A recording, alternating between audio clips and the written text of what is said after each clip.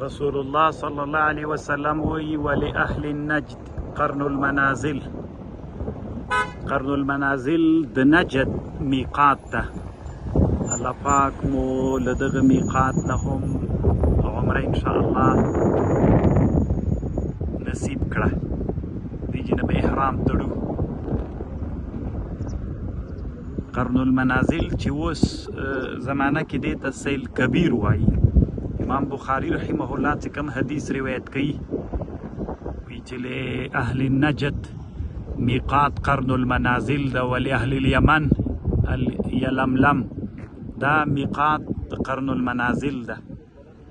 قرن المنازل چې اوس ورته سیل کبیر وایي دا د میقات جومات ده.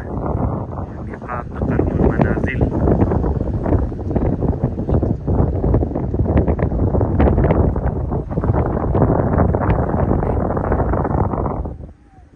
ډېر محرمین راغلي پورته نو نجد ده.